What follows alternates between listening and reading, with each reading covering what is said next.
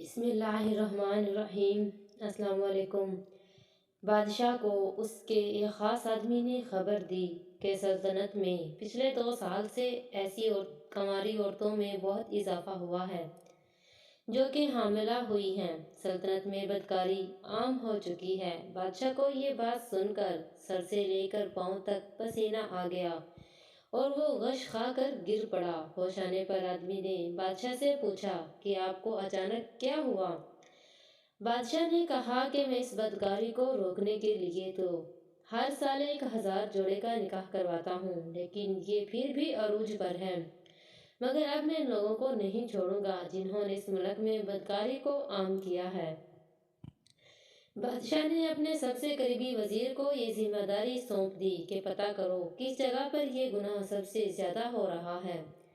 وزیر اپنی پوری کوشش کے باوجود بھی ناکام ہوا تو بادشاہ نے سلطنت میں اپنے جاسوس پھیلا دیے۔ جاسوسوں نے بڑی چالاکی سے ان جگہوں کا پتہ لگا لیا جہاں پر یہ گناہ سب سے زیادہ ہو رہا تھا۔ انہوں نے دیکھا شہر کے داخلی راستے پر ایک تنگ گلی تھی جس میں بہت سی عورتیں داخل ہوتی تھیں، مگر صرف چند عورتیں ہی گلی کے دوسرے حصے سے نکلتی تھیں۔ جاسوسوں نے یہ جاننے کی کوشش کی کہ اتنی زیادہ عورتیں کہاں غائب ہو رہی ہیں، لگتا ہے اسی گلی کے درمیان ہی کوئی غلط کام ہو رہا ہے۔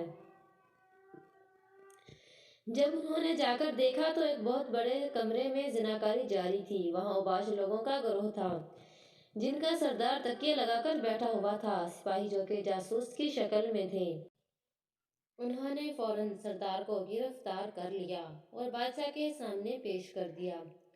بادشاہ سردار اور اس کے گروہ کو دیکھ کر غصے سے لال ہو گیا۔ بادشاہ نے سردار سے کہا، تیرے اوباش گروہ سمیت تجھے ایسی سزا دوں گا کہ آنے والی نسلیں بھی یاد رکھیں گی بدکاری کا انجام کیا ہوتا ہے۔ سردار نے زوردار کہکا لگایا اور بادشاہ سے کہا، ہمیں مارنے سے اس ملک سے کبھی برائی کا خاتمہ نہیں ہو سکتا، کیونکہ آپ کے ملک میں پیاسا خود کنویں کی تلاش میں مارا مارا پھرتا ہے۔ بادشاہ نے کہا کہ تم کہنا کیا چاہتے ہو؟ میں تمہارا مطلب نہیں سمجھا۔ سردار نے کہا کہ عورتیں خود ہی ہمیں اپنی طرف راغب کرتی ہیں، ان کی حرکات سے ہمیں معلوم ہو جاتا ہے کون سی عورت کیا چاہتی ہے۔ ہم نے گلی کے ساتھ ایک رہائش گاہ بنائی ہوئی تھی۔ گلی میں گزرتے ہوئے جس عورت کا برائی کرنے کا ارادہ ہوتا تو اپنا پاؤں زور سے زمین پر مارتی۔ ان کے پاؤں میں بندھی پائل کی آواز سے ہمیں اشارہ مل جاتا تھا اور ہم اس عورت کو اٹھا کر اپنی رہائش گاہ پر لے آتے۔ اس گلی سے عزت دار اور شریف عورتیں بھی گزرتی تھیں جن کو ہم نے کبھی تنگ نہیں کیا۔ اس شہر کی ہر وہ عورت جس کے پیروں میں پائل ہے وہ ہمارے پاس آ چکی ہے۔ بادشاہ نے کہا کہ ان بدبخت عورتوں کو تو میں بعد میں دیکھ لوں گا، پہلے تم لوگوں کو میں ضرور عبرت کا نشان بناؤں گا۔ پھر بادشاہ نے سردار اور اس کے گروہ کے 40 نوجوانوں کے سر تن سے جدا کر دیے اور ان کو 15 دن تک شہر کے چوک پر لٹکائے رکھا۔ اسی دوران بادشاہ نے شہر کی ساری کنواری لڑکیوں کو ایک جگہ اکٹھا کرنے کا حکم دیا۔ پھر بادشاہ نے وزیر سے کہا، باری باری سب عورتوں کی پنڈلیوں کو چیک کرو، اگر کسی نے پائل یا پائل کا نشان پایا جائے تو مجھے بتاؤ۔